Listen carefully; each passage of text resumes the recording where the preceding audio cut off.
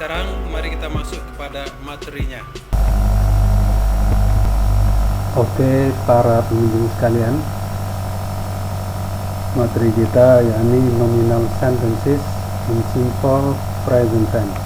Kalimat nominal dalam bentuk simple present tense, yaitu kalimat yang mengungkapkan kegiatan, aktivitas, adat istiadat, kebiasaan sehari-hari yang terjadi sehari-hari, setiap saat atau setiap waktu.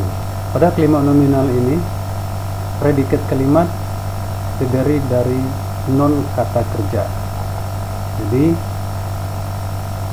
tidak menggunakan kata kerja, tetapi selain dari kata kerja, seperti kata benda dan kata sifat. Berikut ini saya tampilkan rumusan dari kalimat nominal sentence dalam bentuk simple present tense. Pertama sekali adalah subjek atau pokok kalimat, kemudian to be pada kalimat nominal ini ada 3 macam dalam bentuk simple present tense, yakni is, at, dan are. Kemudian kata benda atau kata sifat. Kemudian epithet of place, yaitu keterangan tempat, dan terakhir adalah keterangan waktu, disebut dengan time signal. Rumus kalimat yang demikian hanya berlaku untuk kalimat positif, atau dalam kata lain kalimat berita. Itu kita mulai mengisi bagian-bagian ini dengan kata-kata yang kita perlukan. Pertama kita beri dulu di sini tanda plus menyatakan kalimat positif. Kemudian kita masukkan subjeknya, Ani. Kalau Ani termasuk orang 3 tunggal, maka to be-nya adalah is. Maka kita masukkan di sini is. Kemudian kita masukkan salah satu kata di sini, kata benda atau kata sifat. Sekarang kita masukkan sebuah kata, itu kata benda. A nurse artinya seorang perawat. In a hospital, di sebuah rumah sakit, jadi tempatnya di rumah sakit. Kemudian kita beri keterangan waktu. Kemudian kita tempatkan di sini sebuah keterangan waktu, now, sekarang. Jadi Ani is a nurse in a hospital now. Ani adalah seorang perawat di sebuah rumah sakit sekarang. Kalimat semacam ini kita sebut dengan kalimat berita. Kemudian kalau kita ingin membuat kalimat ini dalam bentuk negatif,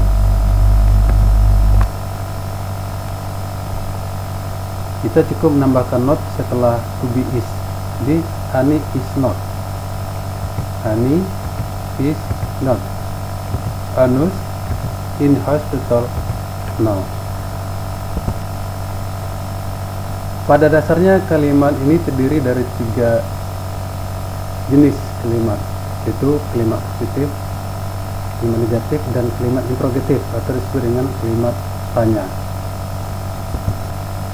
Cara membentuk kalimat tanya tersebut adalah dengan cara memindahkan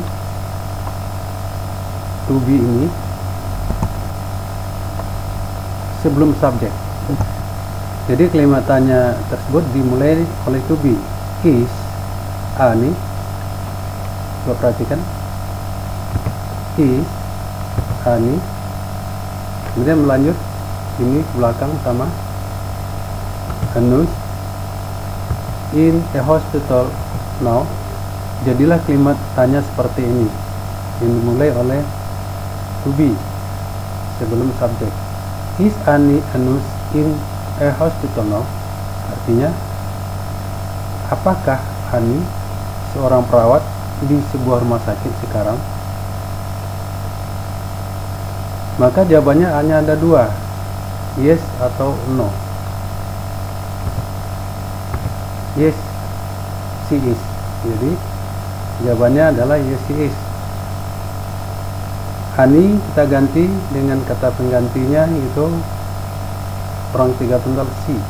Yes, she is, to be-nya is. Yes, she is. Kalau dijawab dengan tidak, no, she is not, ditambah dengan not. Maka kalimat di atas ini disebut dengan yes no question. Jadi kalimat di atas ini, kalimat tanya di atas ini disebut dengan yes no question. Itu kalimat tanya yes no question. Karena jawabannya hanya dua saja, kalau tidak yes, no. Oke?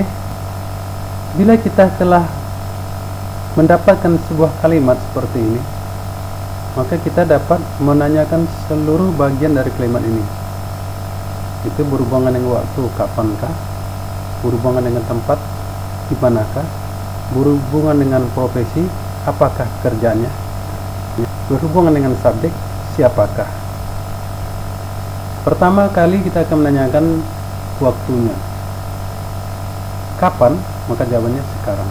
Untuk menanyakan kapan, kita gunakan kata penanya when.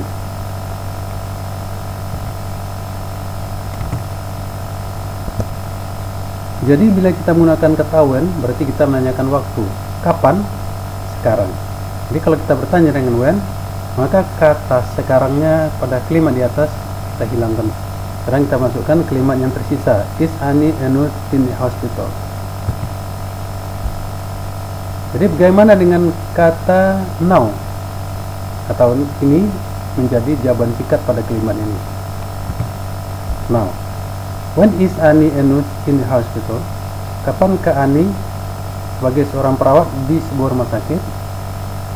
Now, sekarang. Jadi kata now tadi kembali kita gunakan sebagai jawaban singkat atau short answer. Bila kita menanyakan tempat, maka kita akan menggunakan kata penanya where. Di manakah? Di sebuah rumah sakit.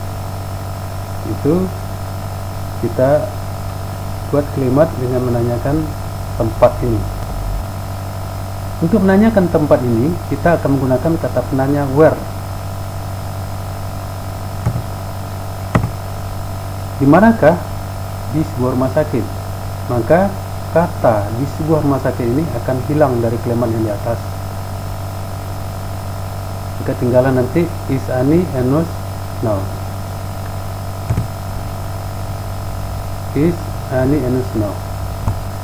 Jadi setelah dimasukkan kata penanya where, maka kata tempat in a hospital kita hilangkan. Jadilah kalimat seperti ini. Where is Ani Enus now? Di manakah Ani sebagai seorang perawat sekarang? Maka kata in a hospital kembali kita gunakan sebagai jawaban singkat atau short answer. Di sini tempatnya. Seperti ini. Where is Ani Enus now in a hospital? Di manakah Ani sebagai seorang perawat sekarang? Di sebuah rumah sakit. Jika kita menanyakan Enus, ini adalah sebuah profesi atau sebuah pekerjaan, maka kita akan menggunakan kata penanya what. Dan kita tempatkan di sini. Apakah profesinya? Apakah pekerjaannya? Maka untuk menanyakan profesi atau pekerjaan ini, kita pakai kata penanya what. What, apakah pekerjaannya? Maka kata seorang perawat ini kita hilangkan dari kalimat, maka yang tersisa adalah is Ani in hospital now. Is Ani in hospital now? What is Ani in a hospital now? Apakah pekerjaan Ani atau profesi Ani di sebuah rumah sakit sekarang? Maka jawabannya adalah Enus. Jadi kata Enus kembali digunakan sebagai jawaban singkat atau sebagai short answer. Jika kita menanyakan subjek, Ani, siapakah sebagai seorang perawat di sebuah rumah sakit sekarang? Maka jawabannya si Ani. Maka kalau kita menanyakan Ani, kita gunakan kata penanya who.